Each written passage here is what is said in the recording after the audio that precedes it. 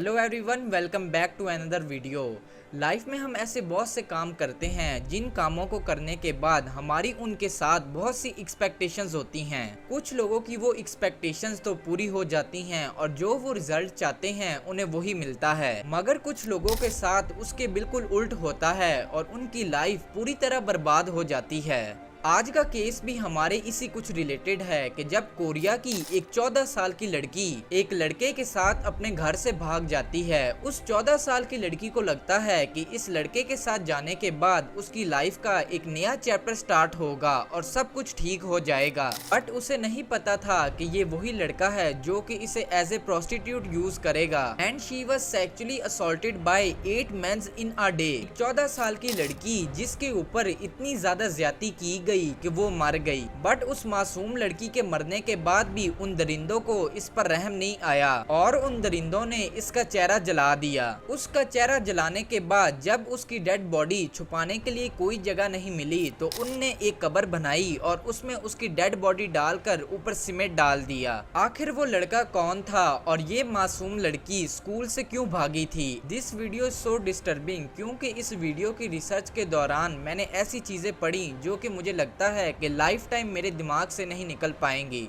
सो अगर तुम थोड़ा हार्ड कंटेंट बर्दाश्त कर लेते हो तब भी इस वीडियो को देखना। So today we are going to investigate the case of Gimhae high school murder.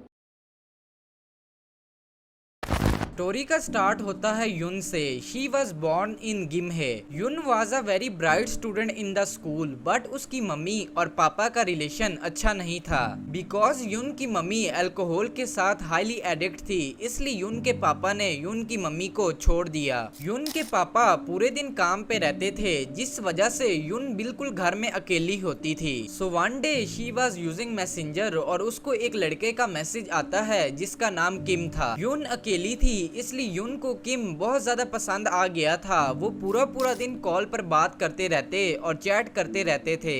ये कह सकते हैं कि युन को किम पर ब्लाइंड ट्रस्ट था। ऑन द अदर हैंड युन अब 15 साल की हो चुकी थी और वो गिम्हे हाई स्कूल में फर्स्ट ईयर पढ़ रही थी। ऑन मार्च 15, 2014 किम जिसकी एज 24 इयर्स ओल्ड थी उसने युन को प्रपोज कर दिया कि वो उससे बहुत ज्यादा प्यार करता है, मगर किम ने कहा कि अगर वो भी इससे प्यार करती है तो ये दोनों भागकर बुसान चले जाते हैं और वहां जाकर अपनी लाइफ का एक नया स्टार्ट करते हैं। Kim who was only 15 years old and she did not know कि बाहर की दुनिया कितनी ज्यादा बेरहम होती है। 15 मार्च की रात को रात के तकरीबन 2 बजे युन अपने घर से भाग गई और बुसान पहुंच गई। किम वहां पहुंचकर उसे एक मोटल में ले गया जहां पर 3 लड़कियां और थी, जिनमें से एक लड़की का नाम हा यांग, दूसरी का नाम चोंग और तीसरी का नाम यंग था जो कि सिर्फ और सिर्फ 16 साल की थी। थोड़ी देर में उस रूम में किम के 3 दोस्त और एंटर हुए जिनमें से एक का नाम ली, दूसरे का नाम हा और तीसरे का नाम भी ली था। उनने खूब पार्टी की और बहुत ज्यादा एंजॉय किया, लेकिन थोड़ी देर बाद किम और उसके दोस्त के असल रंग सामने आने शुरू हो गए। उन चारों को युन बहुत ज्यादा पसंद आई, जिसके बाद उनने उन तीनों लड़कियों को जाने दिया और युन का इस्तेमाल करना शुरू कर दिया। किम ने युन को कहा कि तुम अब हमारे लिए एज ए प्रोस्टिट्यूट काम करोगी,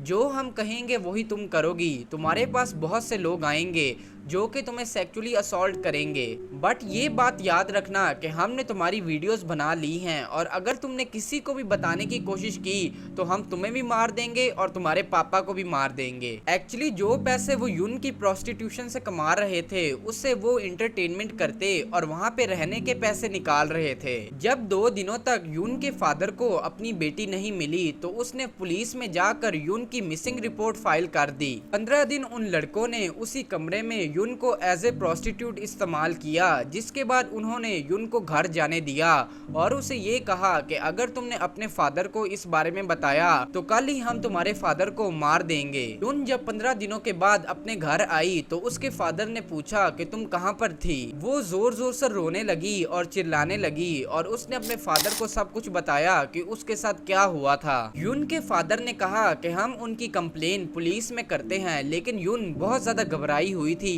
और उसने अपने फादर को रोक दिया था कि वो पुलिस में उनके खिलाफ रिपोर्ट फाइल ना करवाएं। जब किम और उसके साथियों को पता लगा कि युन के फादर ने उसकी मिसिंग रिपोर्ट फाइल की हुई है पुलिस स्टेशन में, तो उनको युन पर बहुत ज्यादा गुस्सा आया। नेक्स्ट डे ऑन संडे युन और उसके फादर चर्च में गए, लेकिन चर्च में लोग एज के मुताबिक बैठते थे, यानी एक रो में 20 से लेके 40 की एज वाले और दूसरी रो में 40 से 60 की एज वाले। इस तरह हर रो में एज के मुताबिक लोग बैठ रहे थे, इसलिए युन अपने फादर से चर्च में अलहदा हो गई। जब युन चर्च से बाहर आई तो उन्होंने दोबारा युन को किडनैप कर लिया। जब युन के फादर चर्च से बाहर आए तो उन्होंने अपनी बेटी को बहुत ज्यादा ढूंढा, लेकिन युन उन्हें कहीं भी नहीं मिल रही थी। इसलिए युन के फादर ने पुलिस स्टेशन में जाकर सारी बात पुलिस को बता दी कि कैसे एक गैंग उसकी बेटी का सेक्सुअल असॉल्ट कर रहे हैं और अब उनने इसको दोबारा किडनैप कर लिया है। पुलिस ने युन की सर्च स्टार्ट कर दी, लेकिन अगले 20 दिन अब युन के लिए हेल होने वाले थे, क्योंकि किम और उसके साथी युन को इस तरह टॉर्चर करने वाले थे जिसके बारे में आप और मैं कभी सोच भी नहीं सकते। उन सब ने युन को दोबारा एज ए सेक्स वर्कर इस्तेमाल किया, बट इस बार एक दिन में 10 लोग युन के पास आते थे and they sexually assault her with no mercy. तुम्हें मैं ये बताना चाहता हूँ कि इस पॉइंट के बाद स्टोरी बहुत ज्यादा डिस्टर्बिंग होने वाली है, सो अगर तुम इसे बर्दाश्त नहीं कर सकते तो यहाँ से तुम वीडियो को आगे स्किप कर सकते हो। जिस रूम में युन को सेक्सुअली असॉल्ट किया जा रहा था वहाँ पे एक कंप्यूटर पड़ा हुआ था।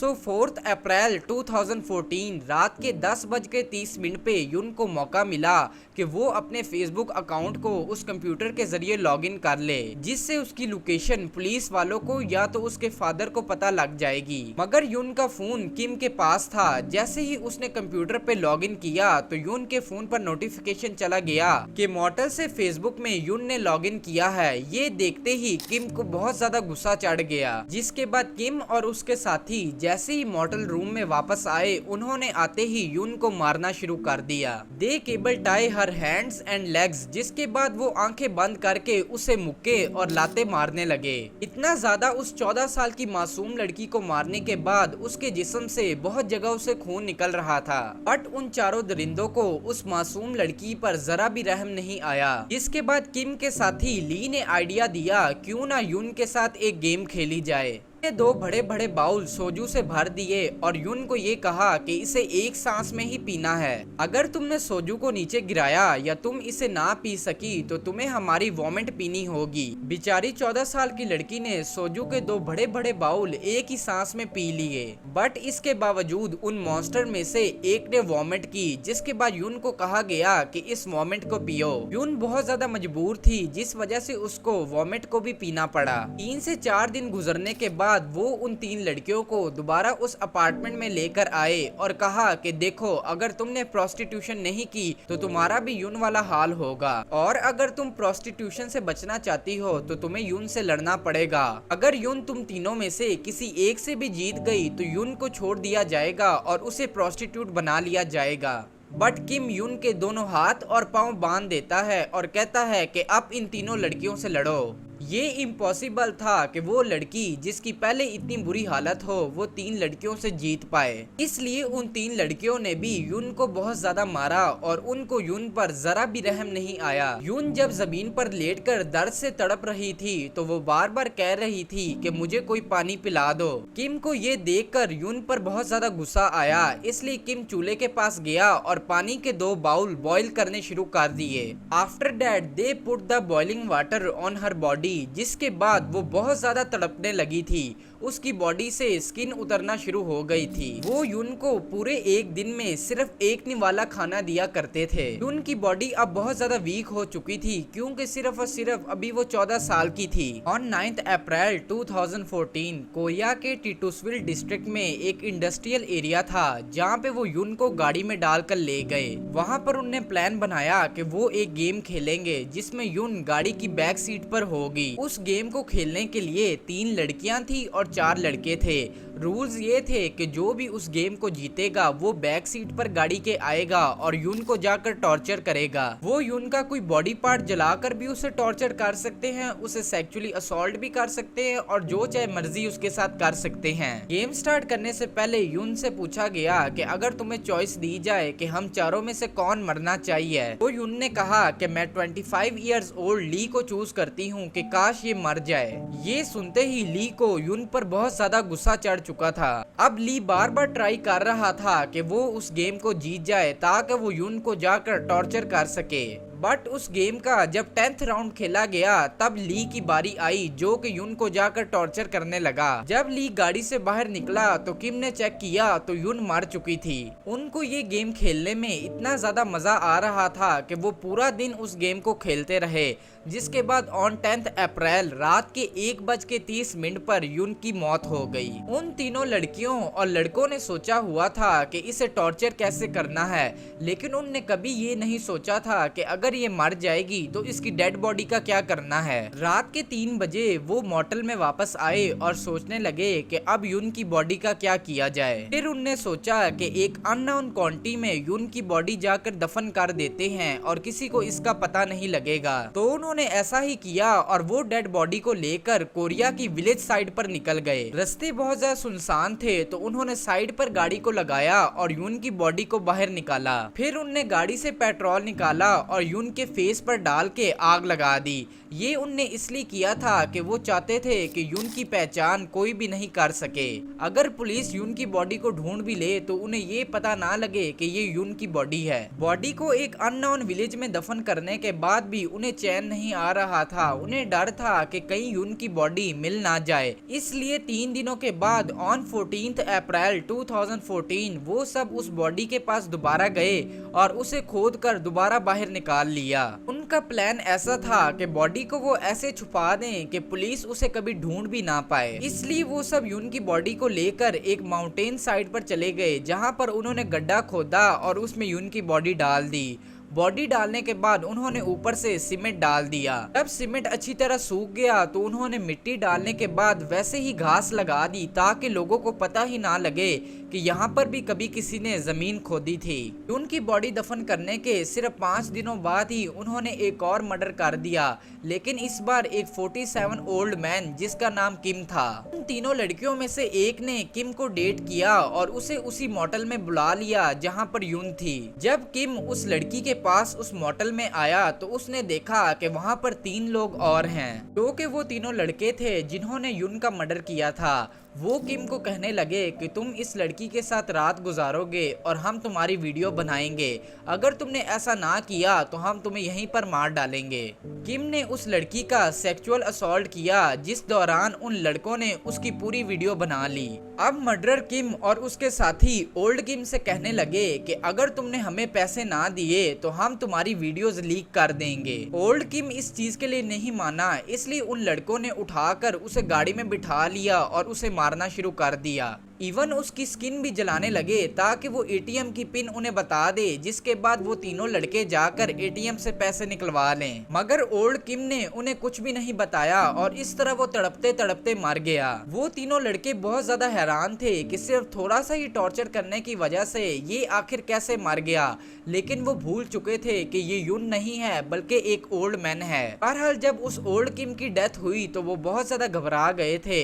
उन्हें समझ ही नहीं आ रहा था कि अब वो आखिर क्या करें। जिसके बाद वो किम की बॉडी को उसी गाड़ी में एक सुनसान जगह पर छोड़कर भाग गए। पुलिस को ओल्ड किम की बॉडी से सबके फिंगरप्रिंट्स मिल गए थे, इसलिए पुलिस ने सिर्फ और सिर्फ 2 दिनों में ही सबको अरेस्ट कर लिया। उन सबको तेजुन डिटेंशन सेंटर लाया गया, जहां पर उनकी इन्वेस्टिगेशन स्टार्ट हुई। इन्वेस्टिगेशन के दौरान किम और उसके साथी कुछ बोल ही नहीं रहे थे। तो उन लड़कियों ने बताया कि इन चारों ने मिलकर हमारी सेक्सुअल वीडियोस बनाई हुई थी, जिसकी वजह से वो हमें ब्लैकमेल कर रहे थे। अगर वो चारों लड़के जो भी कह रहे थे हम ना करते तो ये हमारी वीडियोस को लीक कर देते। इन लड़कियों को भी इसी तरह ट्रैप किया गया था जैसे कि युन को ट्रैप किया गया था। लड़कियों ने जब पुलिस को सारी डिटेल्स दे दी और युन की बॉडी की लोकेशन भी बता दी, तो ऑन 11 नवंबर 2014 पुलिस को युन की बॉडी मिल गई। जब पुलिस ने युन की बॉडी को देखा तो उन्हें यकीन ही नहीं आ रहा था कि इस मासूम बच्ची का ये हाल इन 4 दरिंदों ने किया है। वेल, उन लड़कियों